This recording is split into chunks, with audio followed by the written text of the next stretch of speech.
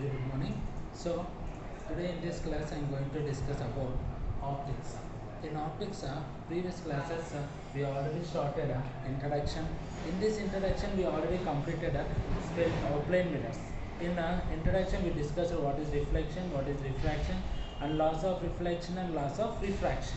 We all completed in the previous class. If anybody are not saw this, we can visit the part 1 and part 2 optics. Now in optics, in this part 3 we are going to discuss completely about spherical mirrors. See, nowadays if you go any shopping malls, we use this we saw this as spherical mirrors, either concave or convex mirror. First of all, what is the spherical mirror? If you take a sphere, if you take a hollow sphere, if you cut at any one of the side, if you cut at any one of the side, we get as a two different types of spheres. One is a hollow sphere and the one is bulged sphere.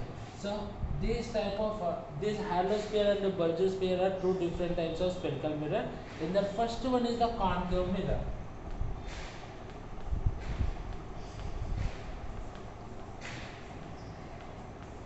If you see this is the concave mirror.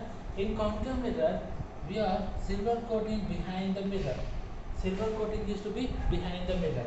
Whenever the light rays is incident, whenever the light rays is incident on a concave mirror, it gets reflected and it will be whenever a light ray will be incident on a concave mirror, and after reflection the rays are reflected towards the sphere, center of the sphere, towards the center of the sphere. There is a bulged surface, we can call it as a concave mirror.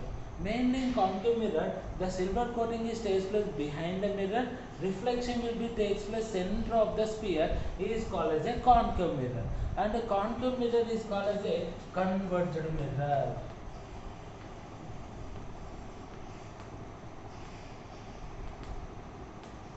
Concave mirror is a converged mirror. So once again I will repeat, concave mirror is nothing but silver coating is takes place behind the mirror and reflection will be takes place towards the center of the sphere. It is called as a concave mirror. After reflection, the light rays all converge. Converge means meet at a point. That's why we can call it as a converged mirror. Next one is a convex mirror. Convex mirror. In convex mirror, see here. In convex mirror, silver coating takes place in towards the center of curvature. And reflection will be takes place behind the mirror. So this is a convex mirror. We can also call as a diverged mirror. What we call this? Diverged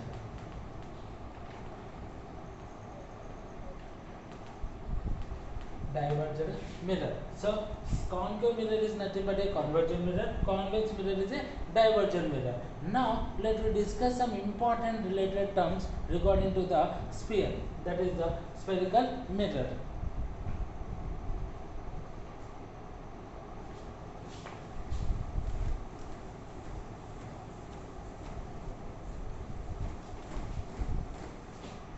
Now let us discuss some important terms.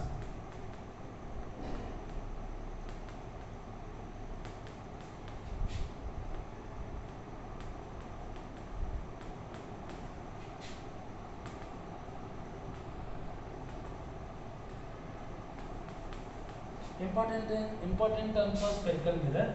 If you take a sphere, if you take a spherical mirror which is coated on behind the mirror, we can call it as a concave mirror. Here I am taking concave mirror as example. First point is pole. What is the first one? Pole. So what is mean by pole? Pole is nothing but the midpoint of the spherical mirror.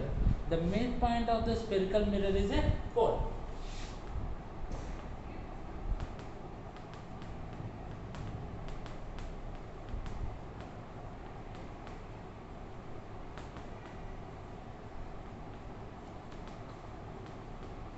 So the midpoint of the spherical mirror is a pole. Next, we discuss about center of curvature.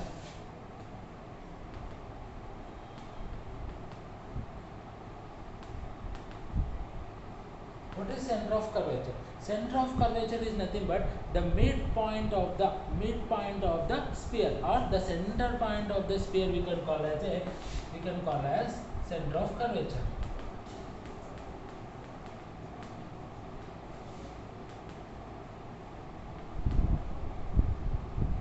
Midpoint of a sphere we can call as the center of curvature. Next one is radius of curvature.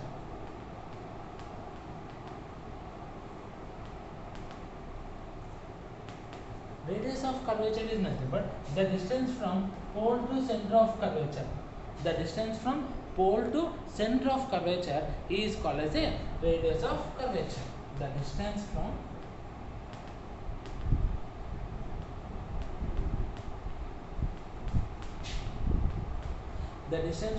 pole to center of curvature. Pole to center of curvature is called as a radius of curvature. Next one is principal axis. What is the principal axis? The line joining the pole and the center of curvature.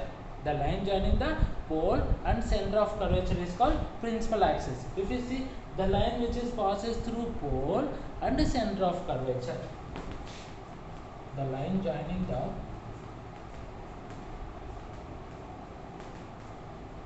pole and center of curvature.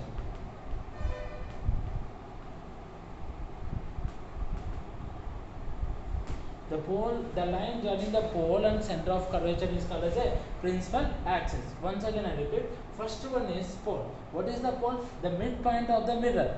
The midpoint of the mirror we can call as a pole. What is the center of curvature? The midpoint of the sphere is called as a center of curvature. What is radius of curvature?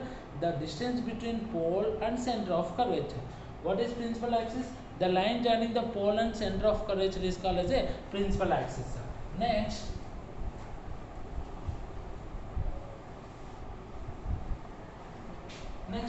focus.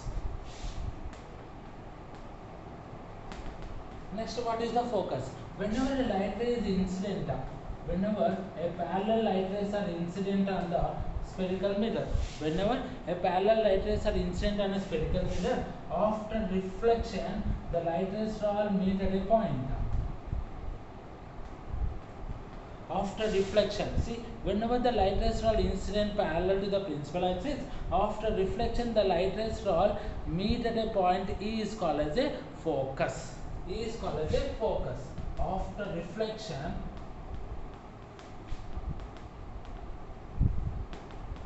the light rays all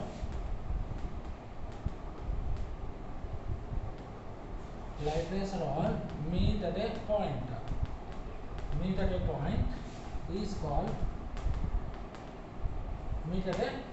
called as a focus. Then what is focal length? The distance between pole to focus. The distance between pole to focus is called as a focal length. The distance between